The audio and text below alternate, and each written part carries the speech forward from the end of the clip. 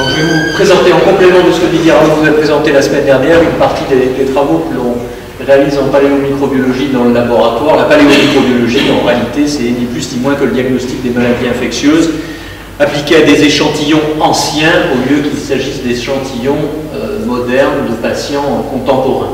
Les échantillons qu'on peut travailler sont en effet des échantillons cliniques dont j'ai fait figurer des os, des dents, on y reviendra. On peut utiliser des tissus fixés, ce qui fait remonter schématiquement au 19e siècle. On peut utiliser des tissus momifiés, ça fait remonter beaucoup plus loin dans le temps. En réalité, il y a beaucoup de civilisations sur Terre qui ont utilisé la momification. Ça continue à être utilisé. Si vous cherchez sur Internet, vous pouvez même trouver des boîtes qui vous proposeront de vous momifier une fois que vous serez décédé. Et puis on peut trouver beaucoup plus rarement des tissus anciens humains congelés. Par exemple, c'est ce qui a été utilisé pour recultiver le virus de la grippe espagnole de 1919. C'est un exemple, il y en a d'autres. On peut également rechercher les micro-organismes dans l'environnement, dans des environnements anciens, des environnements inanimés, c'est un petit peu moins intéressant. Beaucoup plus rare et difficile pour l'instant les ectoparasites, mais vous savez que dans le laboratoire c'est un point qui nous intéresse plus particulièrement puisqu'on travaille sur des maladies vectorisées, donc il est possible, ça a été fait dans le laboratoire, il l'a fait sur l'exemple du typhus, il est possible de retrouver des fragments d'ectoparasites anciens et donc de chercher dans ces ectoparasites des micro-organismes qui sont transmis. Et puis également dans le laboratoire, on a pu travailler sur des restes animaux anciens. Je n'en parlerai pas là, mais on a travaillé sur des chats, j'ai fait figurer un petit chat, sur des chats qui ont été retrouvés, des squelettes de chats, pardon, qui ont été retrouvés au moment dans la cour carrée du Louvre, au moment de la construction de la pyramide actuelle, et qui étaient d'époque Saint-Louis, dans lesquels on a retrouvé Bartomella.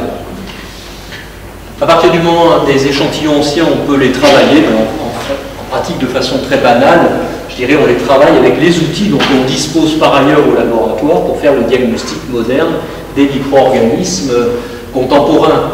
Alors la seule différence notable pour l'instant, c'est la culture. Il n'y a pas eu vraiment pour l'instant de réisolement de micro-organismes pathogènes pour l'homme à partir tout au moins d'échantillons humains. Il y a eu il y a eu même de nombreux micro-organismes qui ont été réisolés d'échantillons anciens, je vais vous en faire voir là juste après, mais ces micro-organismes la plupart du temps ne sont pas des pathogènes avérés pour l'homme, ou bien alors les très rares micro-organismes pathogènes pour l'homme l'ont été à partir de l'environnement. Il y a un exemple historiquement intéressant de réisolement de Bacillus anthracis qui a été réalisé à partir d'un petit morceau de sucre qui avait été pris sur un espion allemand en 1917. Bon, c'est un exemple où les spores de Bacillus anthracis ont survécu pendant un peu plus de 80 ans dans leur petite ampoule cachée dans le morceau de sucre et on a pu réisoler Bacillus anthracis. Vous voyez, c'est un prélèvement d'environnement et non pas un prélèvement chez l'homme. Donc en dehors de la culture qui reste quelque chose à développer, tous les autres outils peuvent être utilisés. Je vais vous faire voir les outils de microscopie optique ou électronique qui peuvent être utilisés, ont été utilisés pour démasquer des micro-organismes dans des échantillons anciens. Les méthodes de détection de protéines ont été utilisées, sont de plus en plus utilisées en fait pour détecter des micro-organismes dans des échantillons anciens, en particulier s'il s'agit de protéines antigéniques. Et donc on peut utiliser des méthodes de détection d'antigènes microbiens dans des échantillons anciens. On peut également traquer d'autres molécules non protéiques comme les acides mycoliques. Et il y a maintenant quelques travaux publiés dans la littérature de détection d'acides mycoliques par chromatographie dans des échantillons anciens pour retrouver les traces de la lèpre ou les traces de la tuberculose.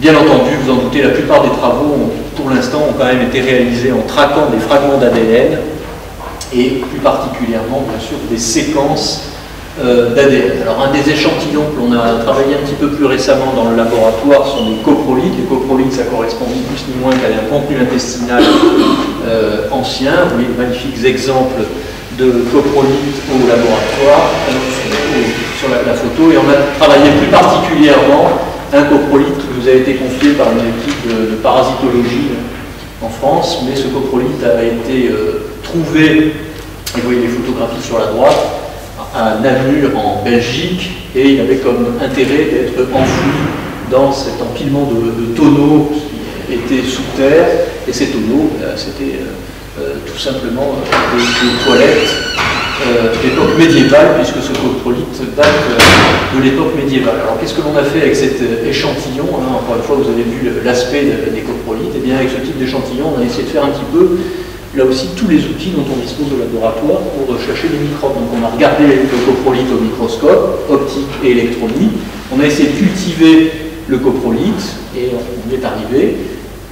Et ensuite, on a traqué l'ADN à l'intérieur de ce coprolite avec deux approches d'ailleurs. Une approche métagénomique, on va isoler tout l'ADN, on séquence tout et on regarde. Et puis une autre approche qui est complémentaire en fait, qui consiste à aller amplifier d'abord un certain nombre de séquences d'ADN dans le coprolite, soit le gène 16S, toute bactérie, soit des gènes plus particuliers, et ensuite aller séquencer. Donc encore une fois, ça n'est jamais que les outils dont on dispose par ailleurs pour faire le diagnostic moderne au laboratoire. Lorsqu'on regarde ce coprolite au microscope, on voit tout un tas de choses, au microscope optique, on voit tout un tas de choses, mais en particulier, on voit ce genre, le panneau F, qui est intéressant, après une coloration au rouge Congo, et donc on voit des aspects qui sont compatibles avec des kystes. Colorés au rouge Congo, ça laisse supposer que ces kystes sont formés d'une coque de cellulose, et donc ça peut évoquer des kystes d'amide.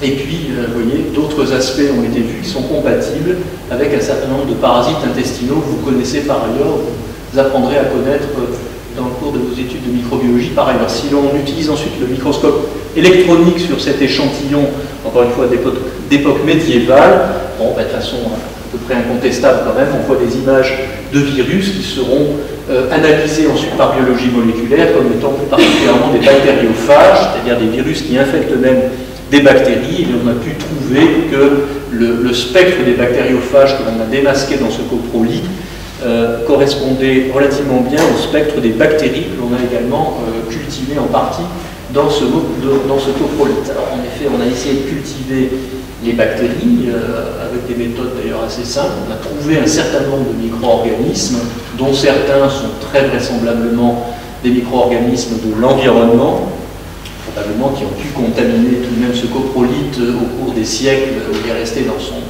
dans son tonneau, mais certains sont des micro-organismes habituellement retrouvés dans le tube digestif aussi. Troisième façon d'étudier ce coprolite, eh bien, c'est de faire donc, cette métagénomique, encore une fois, on extrait tout l'ADN, on séquence tout l'ADN, et puis on compare les petits fragments de séquences obtenues avec les banques de données pour essayer de démasquer des séquences qui ont un sens connu tout au moins aujourd'hui. Et donc vous voyez que lorsque l'on fait ça, on trouve en particulier des séquences qui collent avec ce qu'on appelle les protéobactéries, dont un certain nombre d'entre elles sont des micro-organismes, des bactéries connues dans le contenu digestif actuel, moderne, des hommes modernes. Et en complément de ça, eh bien, on peut cibler ensuite un certain nombre de séquences plus particulières, ici la séquence 16S, et lorsque l'on fait ça, eh bien, aussi on a une image, en complément, une autre image du contenu de ce coprolite. Et plus particulièrement, eh bien, on a eu des séquences qui étaient compatibles avec la présence d'ADN d'un certain nombre de micro-organismes qui sont des pathogènes de l'homme. Et ce qui est intéressant, si on transpose maintenant dans le diagnostic moderne, eh bien, c'est qu'on retrouve des micro-organismes dans des selles, donc finalement dans les coprolites, on retrouve des micro-organismes qui sont par ailleurs des pathogènes qui ne sont pas des pathogènes intestinaux, qui sont des pathogènes systémiques du style Bartonella, également au Mycobacterium. Et donc, on voit à travers ce coprolite quelque chose que l'on commence à voir également en diagnostic moderne, qui est que les selles permettent non seulement, bien entendu, de faire le diagnostic de pathogènes strictement intestinaux, mais également de pathogènes extra-intestinaux. Et vous savez que par exemple, eh bien, on utilise les prélèvements de sel dans le kit tuberculose, par exemple, pour faire le diagnostic d'une tuberculose pulmonaire. Bon. Donc les selles sont une source de connaissances, non seulement de pathogènes intestinaux, mais également de pathogènes extra-intestinaux. Et on voit que c'est également le cas si on s'adresse à des échantillons de sels anciens. Et puis, une autre chose que l'on a trouvé dans ce coprolite, là aussi la littérature commence à sortir ce genre de données de plus en plus actuellement, mais on trouve dans ces échantillons anciens, incontestablement, des gènes qui codent pour de la résistance à des molécules que l'on utilise nous aujourd'hui comme antibiotiques.